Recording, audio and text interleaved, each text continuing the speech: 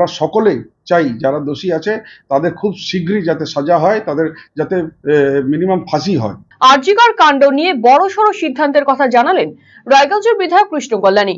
একদিন আগেই তিনি ফেসবুক পোস্ট করে জানান, যদি আরজিকর ইস্যুতে জাস্টিস না হয়, সবার আগে দায়িত্ব নিয়ে বললাম আমি ইস্তফা দেব। প্লিজ বাংলাকে অশান্ত করবেন না।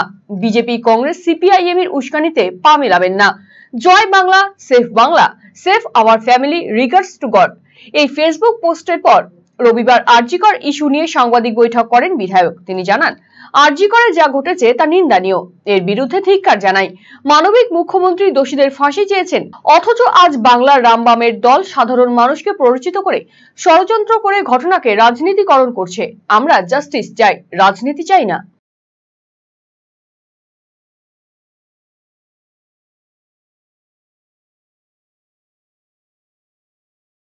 দেখুন, আরজিকরের যা ঘটনা ঘটেছে এটা সত্যি নিন্দনীয় ঘটনা। হ্যাঁ, এটার প্রতিবাদে আমি ধিক্কার জানাই।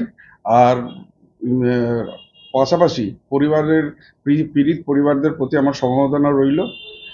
আজকে আমাদের মানবিক মুখ্যমন্ত্রী এই ঘটনাকে কেন্দ্র করে সিবিআই তদন্ত চেয়েছিলেন, সিবিআই তদন্ত চলছে, আর দোষীদের ফাঁসি চেয়েছে। ঠিক আছে, আজকে খুব তাড়াতাড়ি যাতে সিবিআই নিজের তদন্ত করে নিয়ে দোষীরা যাতে, অভিযুক্তরা যাতে ফাঁসিতে ঝুলে, হ্যাঁ, তার ডিমান্ড আমাদের মানবিক মুখ্যমন্ত্রী চেয়েছেন।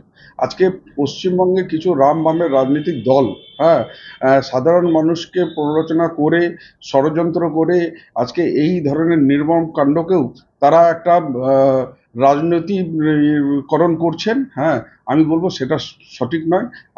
আমাদের জুডিশিয়াল সিস্টেম, হ্যাঁ, ন্যায় ব্যবস্থার উপর আমাদের আস্থা রাখা উচিত। হ্যাঁ, আজকে আমরা সকলেই চাই যারা দোষী আছে তাদের খুব শীঘ্রই যাতে সাজা হয়, তাদের যাতে মিনিমাম ফাঁসি হয়। হ্যাঁ, তো কিন্তু আজকে পশ্চিমবঙ্গ যে হিসাবে উত্তপ্ত হচ্ছে, আমি এটাই নিবেদন করব, এই যে আরজিকর নিয়ে, হ্যাঁ, আমরা জাস্টিস চাই, আমরা কোনো রকম রাজনীতি চাই না।